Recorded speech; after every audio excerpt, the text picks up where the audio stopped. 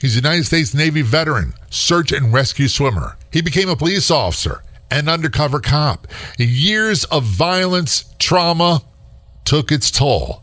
He's also an author. He's here to talk about his story and his mission to help others. Welcome to the Law Enforcement Talk Radio Show. In the Law Enforcement Talk Radio Show, we are joined by special guests talking about their experiences, the realities of investigating crimes, plus those who have experienced horrendous trauma. Police, first responders, military, and victims of crime share their stories. Hi, I'm John J. Wiley. In addition to being a broadcaster, I'm also a retired police sergeant. Be sure to check out our website, letradio.com, and also like us on Facebook. Search for the Law Enforcement Talk Radio Show. Calling us from New Hampshire, the great state of New Hampshire, Matt Griffin, retired law enforcement officer, United States Navy veteran, also author of the book Journey to Midnight, is joining us. Matt, thanks so much for being a guest on the show. Very much appreciated. Oh, man, thanks, Jay. Thanks so much for having me. I really appreciate it. You've got, I would love to say it's a story that's unusual. That is a story that is not commonplace, but the truth is it is far too common with our law enforcement officers, other first responders, and our military veterans, where they get into combinations of post-traumatic stress, PTSD, PTSI. I prefer PTSI or PTS over the D part, depression, substance abuse, and becoming suicidal. And that's where you found yourself, didn't you? I sure did. March 17th, 2017. Just a bad day in my life. March 9th, 2017, my police chief, my good friend, had committed suicide. And I was one of the last people to talk to him. March 9th would have been my 17-year wedding anniversary. And I had gotten back, still working. Things had gotten a little bit better. My divorce was finalized on January 5th, 2017. And that day I had a prostitution sting going on that day. And I was in the conference room about 9 o'clock. We're going through the briefing. And somebody knocks on the door and says, "Hey, Chief wants to see you." I wonder what Chief wants. So I go down to his office. I knock on the door. I said, "Brian, what's up?" He said, "Griff, come on in and have a seat." I said, "Okay." So I have a seat. And he said, "Are you okay?" And I looked at him. I said, he was indicating what would have been my 15-year wedding anniversary. And, the anniversary of it. I said, "Brian, I'm good." And he said, "Griff, I want to ask you right now, if you're not good, you tell me right now, and I'll comp you out for the day and I'll have somebody else lead the operation today." I said, "No, Brian, I'm good." He said, "If you're not mentally prepared, you're not physically ready." I said, "Brian, I'm good." And were you good? Were you really good at that point? So I was better. I wasn't good. Yeah. I was better. Where I was at the previous 6 months was a really low place. There was a lot of things that happened. Anybody that goes through a divorce, I was married for 15 years with 4 boys. And, going through that divorce, it was just, I was homeless for a couple of days, and, a lot of things were happening really quickly. And so I started to get better once that divorce got finalized. I started to, put my life back together. But I was still dealing with a lot of the demons and the stuff that I had dealt with. Brother, I went through a horrible divorce, and it's one of the worst things that ever happened in my life. And I don't wish it upon anybody. I was just going to say the exact same thing. I don't wish it on my worst enemy. I mean, I still have PTSD from the ding of my phone that I would have to look down and pray that it wasn't an email from an attorney. And, so I did feel a little bit better. I was getting back into the game. I was a little more focused. And, we got done with that conversation. He just looked at me and said, if you're not mentally prepared, you're not physically ready. I got to applaud him for having the courage to do that, because I'm a retired sergeant. And one of the things we always did in roll call is, you pass along information, reports, who's wanted, whatever, but you have a chance to inspect your crew, your squad, and you make sure they're okay. They don't have alcohol in their breath. You look in their eyes, everything else. Right. And when you think someone may not be okay, one of the hardest things to do as a supervisor of any level in law enforcement is to pull that person aside and be willing to step on their toes and hurt their feelings and ask them, "Are you all right?" Right. And you know what? And that's one of the most important things that you can do. And what I just call it a status check. And, and as I've been a public speaker, I status check a lot of people across this country that I work with. And it's just a quick text message, status check, "Are you okay?" And that's all it is. And Brian checked on me. And unfortunately, I didn't check on him, Jay. And I was the last person to talk to him. And 2 hours later, Brian went home and shot and killed himself. 2 hours after asking if you're okay, he died by suicide. Correct. Dude, I don't know how to even respond to that. Yep. It hurt. It hurt.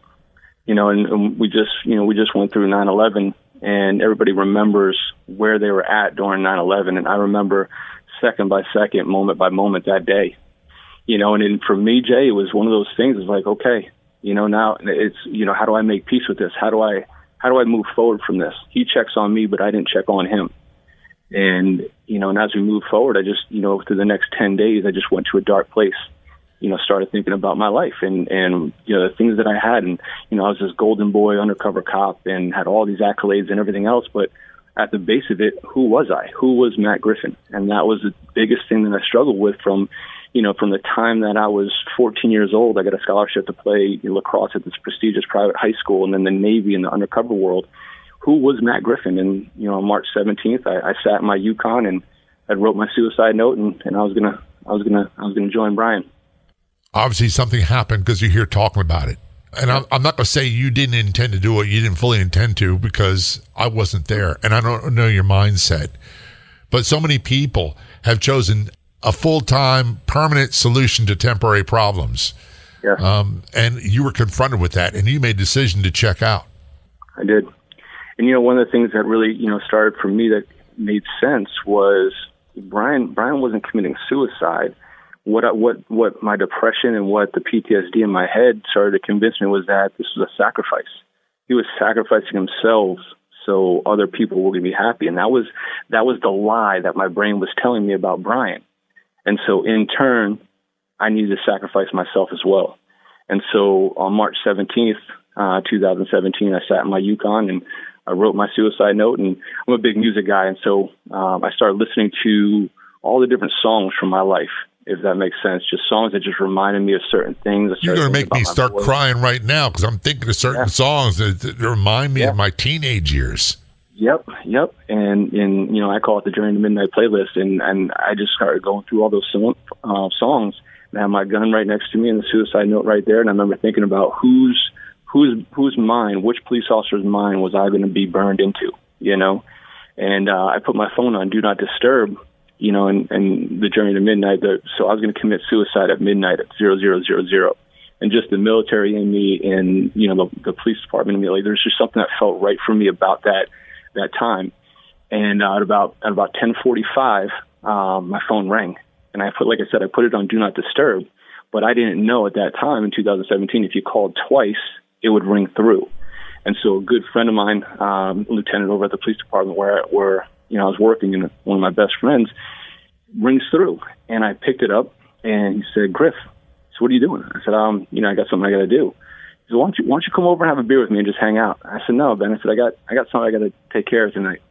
And he said two things to me, Jay, that I talk about all the time. He said two things, and he's not a very emotional type of person. He's not somebody that says things like this a lot, but he said, "Griff, I want to tell you two things. Number one, I love you. I love you. You're a great dude. You're a great cop. You're a great father. And number two, Griff, I want to tell you that there's light at the end of the tunnel. As you're going to find that light, I want you to know that I'm here with you." Wow. And it made all the difference in the world for me. And I said, "You know what?" And I remember saying, you know what, Ben, I will come over and have a beer with you. And, I remember saying to myself, I said, if tonight's a good day to die, so is tomorrow. Absolutely. We're going to take a short break. We're talking with Matt Griffin. Matt is a former law enforcement officer, United States Navy veteran. He was a search and rescue swimmer. He did undercover police work, and he's also author of the book, Journey to Midnight. This is a Law Enforcement Show. Don't go anywhere. We'll be right back. If you want to be a guest on the Law Enforcement Talk radio show, simply contact us. It couldn't be easier. You can send us a message on Facebook. Look for and like the Law Enforcement Talk radio show page, or email jay@letradio.com. That's JAY@letradio.com. Return conversation with Matt Griffin on the Law Enforcement Show. Matt's a very interesting character. He is a former law enforcement officer. He's a United States Navy veteran. He was a search and rescue swimmer. He was an undercover cop. He's also authored the book Journey to Midnight. And when we're talking about Journey to Midnight, before going to break, you were set on dying by suicide. Your friend who had asked you if you were okay on the day your divorce became final, your boss in the police department, 2 hours later, he died by suicide. and you kind of spiraled out of control. And I know that's a simple way of saying there's a lot of baggage before that, but maybe that was a straw that broke the camel's back. Yeah, I couldn't agree more. And you take somebody that you respect and that you believe in, and Brian was just one of the strongest, most prideful, just somebody that you would run through a brick wall. Somebody that you wanted to back you up on every call, somebody that you wanted to go out with, somebody that you wanted to be around. When he made that decision, especially after checking on me and asking me if I was okay, and me not checking on him, I almost felt I get it now. I get it, and that was the depression in my brain, telling me that. You need to make the decision too. Like, you need to be strong and sacrifice yourself for your boys. I got 4 boys at home, and I was tired of them seeing me fail. In the last 6 months, prior to Brian's suicide, that's all they'd seen me done was fail. And sitting in my Yukon, I made that decision. I made that decision that the world would be a better place without me, that my boys, wouldn't get it at first, but they would understand it. And I didn't want them to see me fail anymore. And I sat there. I can close my eyes and I can put myself right back in that situation. A rainy night in Keene, New Hampshire, I was at 100 Washington Street, sitting in the parking lot where I had this little dump of an apartment. And my buddy Ben, my phone was on Do Not Disturb, and everybody was kind of looking for me. But he decided to call twice that night and said, 2 things that I carry with me and I pay forward as much as I can. That's that he loves me and that there's light at the end of the tunnel. Was there something beforehand that kind of triggered them to say, hey, something's not right with you? Everybody knew that I was going through a really rough time. Going up to Brian's suicide, everybody knew that, I was going through a rough time with my divorce, with work and things like that. And so, so everybody was kind of checking in on me, periodically as we were going through that 6 months. But once the divorce was finalized and I started to get myself back. And again, when I went through my divorce, I just kind of put my head down, and what I said was, I want to do my job, and I just focused so much on my work. And I think a lot of that has to do with it as well, like the overinvestment in the profession that we have as law enforcement officers, and I think that tied into it as well. Yeah. And knowing that Brian wasn't going to be there anymore to have my back, and knowing who was going to supersede him, as the police chief, and just knowing that, the guy that superseded him at the police department wasn't a narcotics guy. And that was my passion. My passion was to take drugs off the street. And I knew that was going to go away. And, and I'll be clear, after I got through my suicide attempt, things didn't get easier. Things got worse after that. But, I made that decision. I said, when Ben asked me to come over and have a beer, I said, if today's a good day to die, so is tomorrow. Right. And I kept saying that, Jay, every single day. And a week turned into a month turned into a year.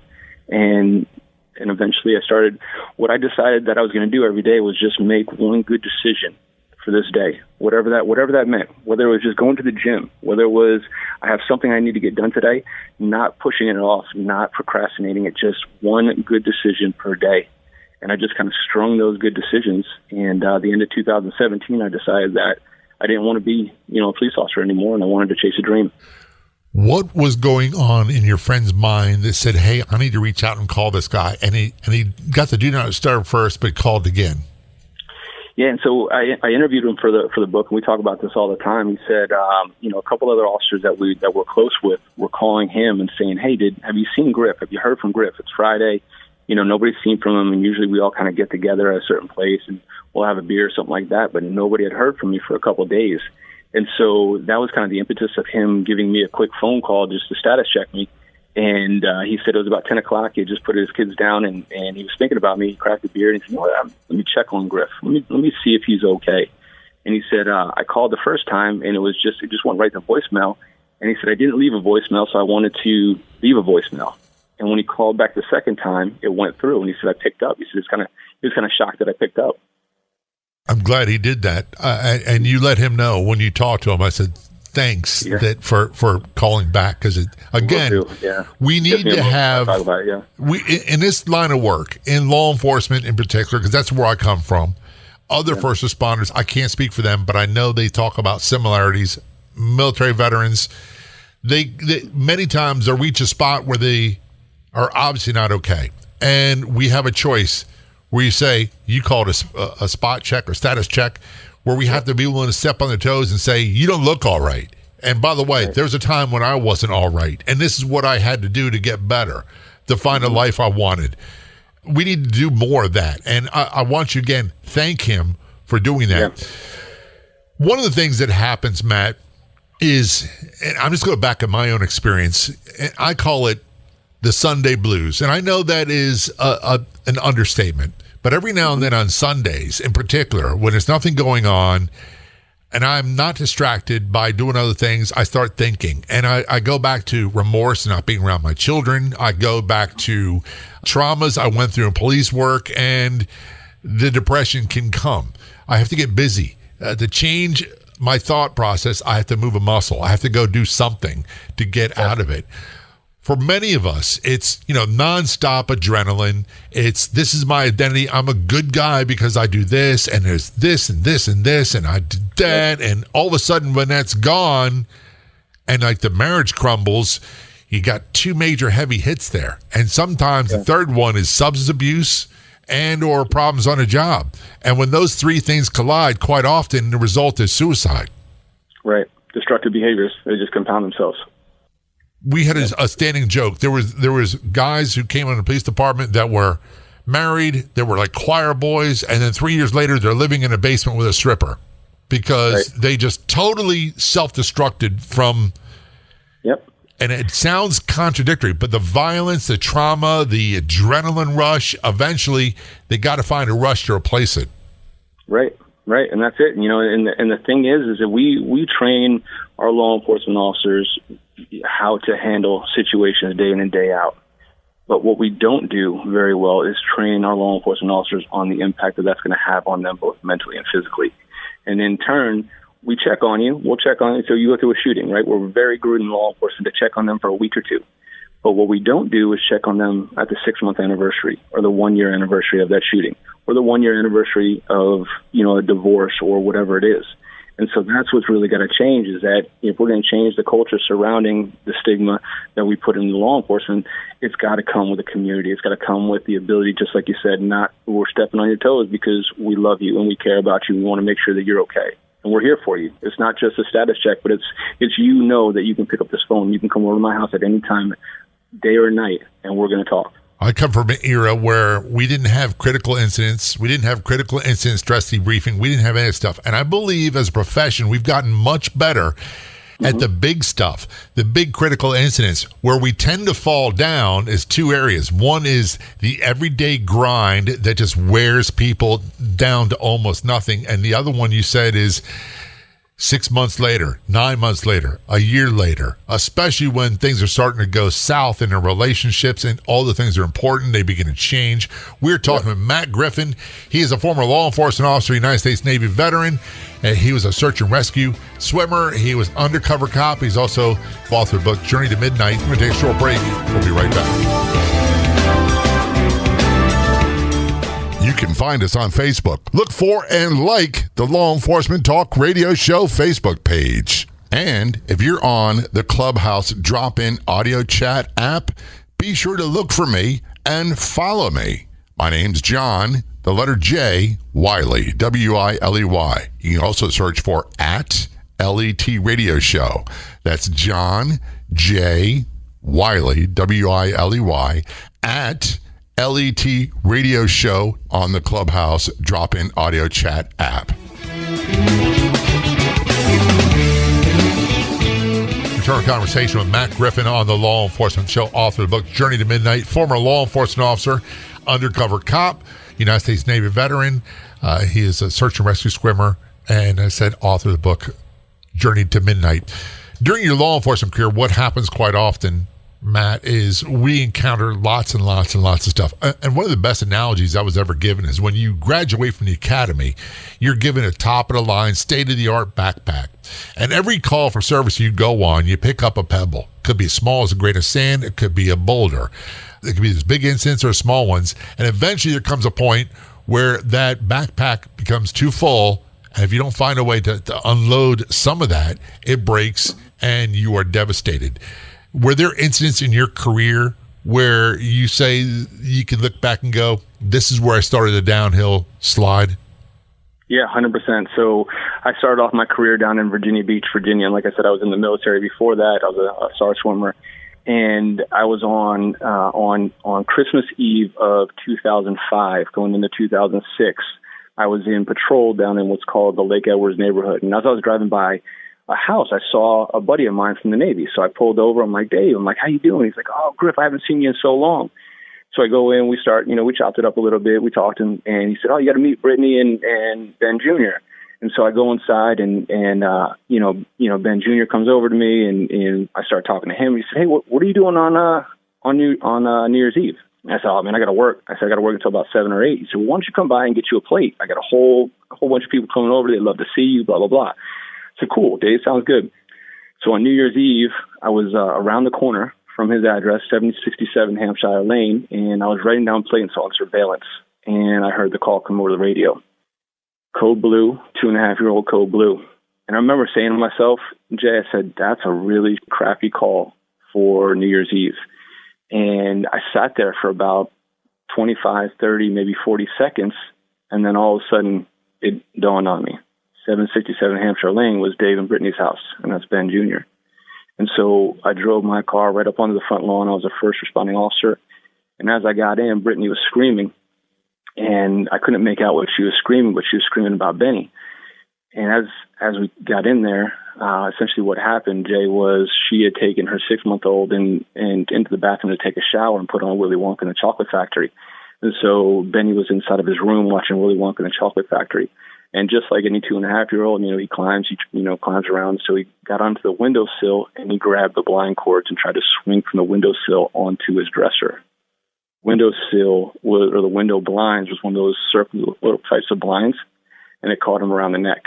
And so I brought Benny down and I started doing CPR. And at one point, I had a pulse back and I had a breath. And then I realized that he had taken the last breath into my mouth. And I remember looking up and seeing the scratch marks on the wall from where he was trying to get down. And, I get emotional talking about it even now. And so fire and EMS, they show up and they push me off and they start continuing on with CPR. And as they load Benny into the back of the ambulance, there was these two Mormons on bikes. And so Brittany was out there screaming, and they said, can we help? Is there anything we can do? And she said, pray. She said, pray for my firecracker, pray for my firecracker. And I didn't know this until, afterwards, but Benny was born on July 4th, so she called him his firecracker. And so those words and the scratch marks were etched into my brain for many years, and, weeks of sleepless nights and tears. And, in law enforcement, we can't tell people that we're struggling like that. No. What happens in 2005, 2006, if I say, hey, what I saw on the road really affected me, and I'm not sleeping, and I'm, making these bad decisions, guess what happens? They take my gun away. They put me on light duty. People look at me like I'm weak. And that's the mentality and the stigma that we've got to change. The other thing, too, is, and by the way, thank you for telling me that story and sharing it with us. Horrible thing to go through. Horrible for them. Horrible for you. And I just thank God to this day I never had to go through that. Yeah. By the way, I grew up in Norfolk, Virginia. So my dad's career Navy, and so I wasn't far from that area. We are not able to tell people that I'm having a difficult time dealing with this, and especially back, and they say we've gotten better as an industry. But back in the 80s and early 90s, it was very much a suck it up buttercup, 100%. By the way, after my book. This is horrible for everybody, and it's horrible for me. It's horrible for you, but you got calls to do and you got a job to do. Go do your job. And that's how we handle things. And Correct. And some of the best therapy I got was we would buy a case of beer and go to a parking lot afterwards and talk it over. That was beneficial. However, for many of us, that alcohol became a problem. So, right. Were you resorting to substances to try to deal and decompress and find I hate this phrase, a happier place? Yeah. So Jay, it was interesting for me. I grew up very strict Catholic. I was Irish Catholic growing up in northern New Jersey. Join the club. I'm Catholic, Irish Catholic, and we are the stereotypical family. Yep. And so we went to church every Sunday and everything. And I remember after the incident, after Benny, I decided that I wasn't going to go to church anymore if I didn't believe in God. And I couldn't rationalize that a God would allow this to happen. And so, part of the journey to Midnight Boat was also my journey from that point. Was I put a lot here I was, I'm a detective, I'm a cop, I investigate things. So let's investigate. Let's do what we do on the road, and I'm going to do this for my faith. And so I decided that I was going to take a non-biased approach to faith and to my religion, and decide whether or not, there was a God. Because if I could figure out that, that maybe God had a plan for this, got it. But if there wasn't, if this is just, the that happens to us, then I wasn't going to go to church anymore. And so that's really what I built into. So I know that, I didn't really get into the alcohol side of it or anything like that, but I went on just this, couple year long journey of reading different books and documenting the evidence for, the Case for Christ or More Than a Carpenter, some of the books that I was reading. And I looked at it like I was doing a criminal case and building the evidence for whether or not, Jesus Christ or faith or whatever, was real. And so that was kind of my outlet, was going through that process. I can tell people, if you want proof that God exists, I'm here talking to you. That's, and I know what has happened to me. One of the things that, it doesn't have to involve alcohol, doesn't have to involve other substances, but one of the things you hit on, Matt, that I think is very important is sometimes these events shatter everything that we hold near and dear to us, that we hold as, for example, in your case, your faith. Yep. That became challenged, and you're like, I don't know, and I want to find out, and I'm going to come up with answers. And part of this is, and I know this is a line from a Goofy movie. I can't remember what the movie is. Mm-hmm. I remember being a young policeman in Baltimore, and it was a murder scene. And I believe there were so many, Matt, I lost track. I believe it was the domestic violence one. And one spouse stabbed and killed the other spouse. And I was like 22. And I was really, obviously, very distraught about it. And this old-time cop, he was probably in his 30s. Back then, he seemed like ancient. He said to me, don't try to make sense of things that don't make sense at all. Because what will happen is it will challenge your sanity and it will destroy whatever sense of balance you have in your head. Whatever you rely on to feel okay about yourself will disappear. Yep. Couldn't agree more. Right. And trying to make sense of something on this side of heaven is a very difficult thing. Dude, I can't do it today. You kidding me? And I'm in my 60s, and I got no answers. I tell people, listen, I don't know. I'm really good at having destroyed my life, and I've got a great life now. But everything I wanted in my life, I had, and guess what? It all went away. The career, the marriage, time with my children, my mental sanity, stability, all those things that we held near and dear to ourselves were gone. And when they were gone, it was just me and my fears, and it's no place to be. This is the Law Enforcement Show. We're talking to Matt Griffin. We'll be right back. I want to tell you about a product, actually a line of products, that have changed my life dramatically. Health products. I know many of you, like me, are skeptical about the claims made for these nutritional supplements. However, these Juice Plus products have made a world of difference for me. The simplest, cheapest, least expensive product they have. As a result of taking it, a chewable berry flavored product, I've had full night's sleep every night and 0 leg cramps. I know, doesn't seem like a lot, but getting good night's sleep and having a stable mood helps me quite a bit. You can get more details about Juice Plus products at letpops.com. That's letpops.com. And for those of you looking for a great business opportunity, check out letpops.com.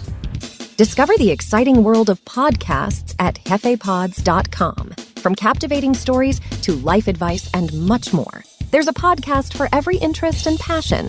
Be entertained by your favorite radio personalities in both English and Spanish. Don't waste any more time. Find a great English or Spanish language podcast to follow and discover a world of possibilities in your own language. Find the best podcasts at jefepods.com. Back to our conversation with Matt Griffin on the Law Enforcement Show. He's author of the book Journey to Midnight. He is a former law enforcement officer, former undercover cop. He's a U.S. Navy veteran, search and rescue swimmer, and he talked about his journey to midnight, where he pretty much lost everything and became suicidal and began to find a better life afterwards. Matt, before you went to break, you kind of started crossing over that threshold of, this is how bad it got. I was ready to die by suicide. Here's the reasons why. This is what I struggled with. And where we're at now is, you've got a really good life now, but there's a big void between the darkest days and a great life now. And I know you can't describe all of it. What would you say was the process for you to getting where you're at today? It was a minute-by-minute process, Jay. You know, some days it was second by second. Other days it was minute by minute. But I had to build myself into something. I think sometimes when, just like we were talking a little bit on before the last break, when everything is stripped away and you don't have anything and you have nothing left. I mean, I had $1.13 in my checking account and 72 cents in my savings account. You know, I slept in my car for a couple of days. When everything's stripped away, you kind of realize, okay, if everything is gone, what do I want in this world? What do I want to do? And I was passionate about the undercover life. I was passionate about helping people. And so one of the things that I gravitated towards was public speaking, and I wanted to train other law enforcement officers. And so fentanyl was a big drug for us up in New Hampshire in that area. And so I was one of the primary undercovers. I was working with the cartels and buying fentanyl. And so I understood it and had some issues when it came to exposure to it. And so I began training other law enforcement officers about fentanyl. And I just developed this passion and this motivation around training other cops. And for the longest time in my life, I wasn't able to tell anybody about my undercover life and the things that I've done inside that and how that affected my marriage and things like that. And so the process was, when I got into that training and I found that stage and I found the light and things like that, it was eye-opening for me, and I knew that this is what I wanted to do. And so after March 17th, I began doing the public speaking on the side. The new police chief had taken me out of undercover life, put me back on midnight patrol, and I accepted it. I said, that's fine, I got it. And then, but the process, I was no longer the good old boy. I was walking on eggshells every day. And come about November of 2017, I was doing these private classes called the Fighting Fentanyl class. And it was a 2-day class, and I was pushing and working really hard. I was taking classes on how to publicly speak and not say the ums and the rights and everything else. And I was really, really into this. And I set up this class in Hampton, New Hampshire for Monday, Tuesday. I had about 50 police officers from all over the country coming in to hear me speak. And the new police chief comes in on Friday and says, Griff, I'm canceling your leave on Monday. And I said, why? He said, well, you got court on Monday. I said, I don't have court. I never got a subpoena for it. He said, you got court on Monday. I said, no, I don't, Chief. I don't. And he said, I'm canceling your leave. I said, Chief, I'm not going to be there. I said, I've got 50 cops from all over the country coming in to hear me speak on Monday and Tuesday. I put my leave, slip in months ago, everything. And he said, well, I guess we'll deal with that on Wednesday. And I said, I guess we will. I went out to Hampton. I spoke on Monday and Tuesday. That was November 5th and 6th. And on November 7th, I came back in and I was waiting for it. And sure enough, the phone call came. And they said, we want to see you down in the chief's conference room. And I had prayed about this and I had thought about it. But again, I was on my own, Jay. I had nothing. I had nothing in my bank account. And, I walked down to that conference room and I sat down. And as soon as the chief started, he said, Detective Griffin, I just want to inform you that we're starting the process of an internal. I said, Chief, stop. I said, when you asked me to be on patrol and ride the bike, I made more arrests than anybody's made in a 9-month period. When you asked me to go be the SRO at the high school, I changed the culture over there. I wrote the cyberbullying policy. I did it the best I possibly could. When you asked me to do the DUI thing, I made more DUI arrests than anybody in Keene, New Hampshire history. Same thing with the undercover life. I said, when Brian died, I said, I became something that you guys were not proud of. And I said, to be honest with you, Chief, I said, this isn't any way to treat somebody. And I said, we're 7 people down right now at the Keene Police Department, correct? He said, yep. I said, well, now, Chief, you're 8 down. I said, here's my 2-week notice. I stood up, and that was the most empowering moment of my life. The scariest, but also the most empowering moment of my life, Jay. I'm sitting there listening to you, and I'm imagining. I'm actually sweating. Yeah. Listening to that conversation. When I got hurt and retired, I tell people it was the best, worst day of my life. It was, okay, now this limbo I've been in for so long is over. The walking on eggshells is over. I didn't ask to be injured. I didn't ask for any of that. But I was devastated that my career was over, and I didn't know what to do. I didn't know who I was. And I'm sitting there thinking to myself, here you've gone through all this stuff, and you just tell your chief, that's it, I'm done, I'm walking away. That's a real leap of faith, and you really didn't know who you were, or you didn't have much to bank on. Nope, and that's exactly it. And so November 7th, I put in my 2-week notice, and I decided I was going to be a professional public speaker. And that's what started my journey. Holy cow. I mean, can you imagine telling your girlfriend, hey, I'm quitting my career as a cop and I would be a motivational speaker. I'd be like, open up the doors for the loony bin and back up the truck because this guy's lost it. Yep. And it was like, well, when's your first gig? Well, I don't really have any yet. Yeah. When's your first paycheck? I don't know. I'll figure that out when I get it. Yeah, that's exactly it. Matt, that is a tremendous leap of faith. Yep. But you know what? It was a leap of faith because I believed in myself, and I knew that Brian was watching down over, from above, and I felt his power. I felt his, what he wanted me to do. And every single day it was about me. For the first time in my life, it was the decisions that I made were decisions that were going to affect me. It should have never come to that. And I'll repeat that again. It should never come to where you felt like you had you're forced into resigning. Yep. But you did. And here's the thing. You didn't have a parachute. You didn't have a safety blanket. You didn't have something to say, okay, I'm going to fall back on this. I've been a carpenter my whole life or whatever it might be. You're like, I'm going to just go out and do something totally different. $13 in my checking account, and I got a picture to prove it. Yep. Do you ever think back to yourself like, what was I thinking? Someone needs to institutionalize that guy. Yeah. Oh, yeah, 100%. And to rewind a little bit too, a week prior to that, I had my children. Like I said, I've got 4 boys, and we didn't have much, and so it was a lot of ramen noodles and things. And so my older one was about 12 years old. He's, almost 17 now. And I remember talking to him. His brothers were asleep and we were watching football or something like that. And I said, buddy, I don't think I want to be a cop anymore. And he said, okay, Dad. I said, would that be all right with you? Because, my boys looked at me like a superhero, all the undercover stuff and everything else. And I said, would that be okay with you? And he said, Dad, I just want you to be happy. And that was it. I said, well, that was a 12-year-old kid pushing me over the line to believe in myself. And eventually you decided to write a book called Journey to Midnight. Tell us about that. So this has been a huge undertaking in my life. A lot of people, think about writing books and have great stories and everything else. This has been a huge undertaking. So, I wanted people to hear my story. I wanted people to know that there is light at the end of the tunnel, and that there's a roadmap for success when it comes to law enforcement. We have a warrior culture that we believe in and that we subscribe to every single day of our life. But we got to change that to a guardian culture, and we need to get rid of the stigma. And I say this all the time. Especially to younger police officers, you're going to see more trauma in one day than the normal person is going to see in a lifetime. And we have got to come up with a roadmap for success for what that looks like. And so the Journey to Midnight was essentially 2 parts. It's my journey to my suicide and then my journey from that.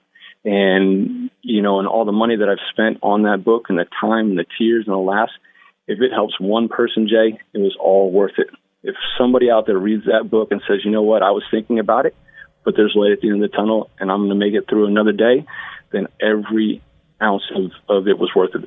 And by the way, you can get more information about the book. You can do Google search for Journey to Midnight or just go to his website, journeytomidnight.com. So I imagine you said earlier that you do public speaking, and you do public speaking about this as well? Correct. Can people reach out to you and get a hold of you through your website?